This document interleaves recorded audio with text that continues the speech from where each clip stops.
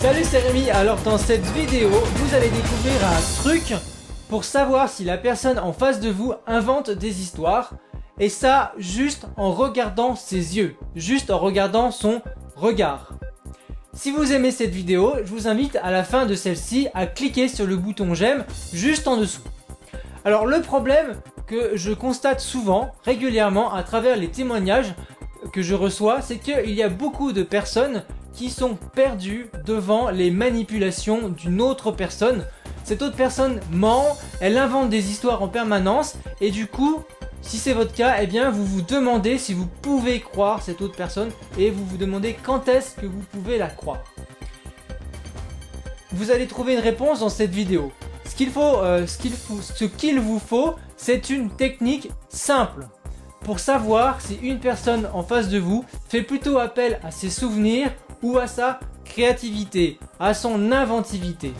Et cette technique simple, vous allez la découvrir tout de suite dans cette vidéo. Imaginez cette situation suivante. Vous demandez à votre mari de se souvenir où il était. Mais où est-ce que tu étais? Et au lieu de se souvenir, vous vous rendez compte qu'il invente une histoire. Je pense qu'à ce moment-là, il y a des raisons de vous méfier. Eh bien, la technique que vous allez voir va vous permettre justement de vous rendre compte s'il invente une histoire ou s'il fait appel effectivement à ses souvenirs. Mais ça ira beaucoup plus loin. La technique ira beaucoup plus loin et grâce à elle, vous connaîtrez le système de représentation qu'utilise votre interlocuteur. Est-ce qu'il est plutôt visuel, auditif, kinesthésique? Est-ce que à ce moment-là précis, il utilise un système de représentation interne ou bien plutôt externe? Et ça, vous le saurez juste en observant son regard.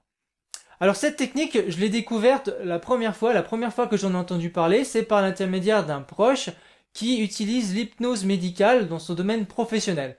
Son objectif donc est tout autre, c'est simplement d'aider les patients qui vont subir un traitement lourd et cette personne les aide en les détendant. Donc elle s'est formée à l'hypnose médicale et lors de sa formation, eh bien elle m'a parlé un petit peu de découvertes qu'elle a faites à ce moment-là et c'est là que j'en ai entendu parler pour la première fois. Maintenant, si vous vous intéressez à la PNL, vous en entendrez parler aussi de cette technique. C'est dans les bases de la PNL. Donc la PNL, c'est ce qu'on appelle la programmation neuro-linguistique. Donc si vous avez envie de creuser la question, je vous invite à vous plonger dans la PNL. Je le disais à l'instant, ce que vous allez apprendre dans les secondes qui suivent va non seulement vous permettre de savoir si quelqu'un vous raconte des histoires, mais ça va vous permettre d'aller beaucoup plus loin, vous allez apprendre beaucoup plus, et j'en parlais dans mes vidéos précédentes. Le plus important, c'est que ça va vous aider largement dans votre communication, ça va vous aider à mieux communiquer et surtout à être plus entendu par votre interlocuteur. Je faisais d'ailleurs l'analogie avec la chambre forte. Une chambre forte, c'est un ensemble... pour ouvrir une chambre forte, vous avez besoin d'une combinaison. Une combinaison, c'est des chiffres et un ordre. Ces chiffres-là, vous devez les rentrer dans un ordre précis. Eh bien, quand vous communiquez, quand vous essayez de susciter un état chez votre interlocuteur, par exemple, si vous essayez de le convaincre d'agir, vous allez chercher à susciter un état de motivation.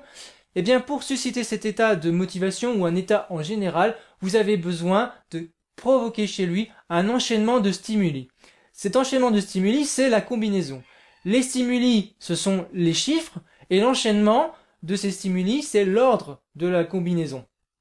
Alors la stimuli, c'est quoi? Eh bien, c'est quelque chose que la personne voit, ou alors qu'elle entend, ou qu'elle ressent, qu'elle sent, mais ça peut aussi être un souvenir visuel, auditif, ou encore kinesthésique. Et donc, une suite de stimuli, pour résumer, ça provoque un état chez votre interlocuteur, ça provoque un état chez cette personne. Je prenais l'exemple dans mes vidéos précédentes de quelqu'un justement qui voit quelque chose de motivant. Donc ça, il s'agit dans ce cas-là d'un stimuli visuel externe. Donc la personne voit quelque chose de stimulant, de motivant, et à ce moment-là, elle va se dire quelque chose. Ça, c'est un stimuli auditif interne. Elle se dit quelque chose, stimuli auditif interne. Et à ce moment-là, la personne va devenir motivée. Et elle va agir. Elle va devenir motivée, elle va rentrer dans un état de motivation et elle va agir.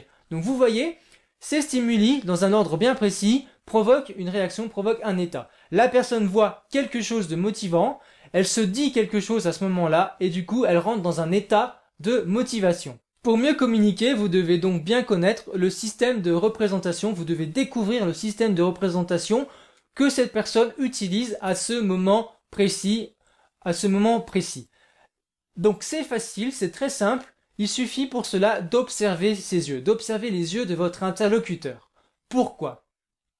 Eh bien parce que quand une personne se représente une information intérieurement, elle bouge les yeux. Mais attention, l'endroit où cette personne regarde va trahir ce qu'il se passe à l'intérieur de sa tête. L'endroit où la personne regarde trahit ce qu'il se passe à l'intérieur de sa tête. Voyons ça tout de suite. Ce que vous allez découvrir à l'instant est passionnant, mais attention, il y a un avertissement, j'aimerais vous mettre en garde. Cette mise en garde, vous la trouverez un petit peu plus loin dans la vidéo. Alors, première chose, si votre interlocuteur regarde en haut à gauche, donc comme ceci, s'il regarde en haut à gauche, alors c'est qu'à ce moment-là, il utilise son système visuel remémoré. C'est-à-dire que à ce moment-là, dans sa tête, il a une vision d'images déjà vues. Il se représente des faits comme ils avaient été vus par lui dans le passé. Donc c'est une image visuelle remémorée quand il regarde en haut à gauche. Maintenant, si votre interlocuteur regarde en haut à droite, comme ceci, alors à ce moment-là, il s'agit d'une image visuelle créée. Il s'agit de système de représentation visuelle créé, c'est-à-dire que votre interlocuteur va avoir une vision d'image jamais vue, ou alors vue mais autrement que par le passé. Donc à ce moment-là, c'est que votre interlocuteur, s'il fait ça, s'il regarde en haut à droite, c'est qu'il est en train d'inventer ou de modifier une image, de modifier un souvenir. Maintenant, s'il regarde au milieu à gauche, donc comme ceci, s'il regarde au milieu à gauche, alors à ce moment-là, il s'agit de système de représentation auditif remémoré. Ça veut dire que votre interlocuteur se souvient de sons qu'il a déjà entendus. Il se souvient de sons qu'il a déjà entendus. S'il maintenant il regarde au milieu à droite, donc comme ceci, alors là il ne s'agit plus d'auditif remémoré, mais d'auditif créé. C'est-à-dire qu'il s'imagine des sons qu'il n'a jamais entendus, ou alors qu'il a déjà entendus, mais de façon différente, qu'il se les imagine différemment. Donc au milieu à droite. Enfin, il peut regarder en bas à gauche, comme ceci, en bas à gauche. Alors à ce moment-là, quand il regarde en bas à gauche, c'est qu'il s'agit du système auditif logique. Il s'agit du système de représentation auditif logique, c'est-à-dire qu'à ce moment-là, en bas à gauche, la personne a une conversation interne, elle discute avec elle-même. Ça peut aussi être le cas quand elle se récite quelque chose à l'intérieur de sa tête. Et enfin, si votre interlocuteur regarde en bas à droite, comme ceci, s'il regarde en bas à droite, à ce moment-là, il fait appel à son système de représentation kinesthésique. C'est-à-dire qu'à ce moment-là, dans sa tête, il a une sensation tactile, il a la sensation d'un mouvement, en bas à droite. Vous pouvez donc savoir si votre interlocuteur fait appel plutôt à ses souvenirs ou plutôt à sa créativité, à son inventivité. Vous pouvez savoir s'il se souvient d'images ou si au contraire il crée des images dans sa tête. Donc, quand vous demandez à votre mari où il était, selon l'endroit où il va regarder, avant de vous répondre, vous pouvez savoir si à ce moment-là, il revoit des souvenirs ou s'il crée une image dans sa tête. Donc vous pouvez vous faire une idée assez précise de la véracité de sa réponse. Mais attention, il s'agit d'une indication.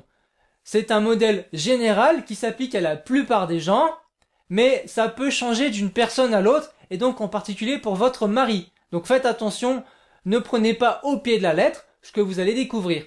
D'abord, entraînez-vous. Entraînez-vous pour maîtriser cette technique, pour en comprendre toutes les subtilités. Renseignez-vous davantage en approfondissant par exemple la PNL, et surtout, donc ne prenez pas tout de suite au pied de la lettre ce que vous allez observer.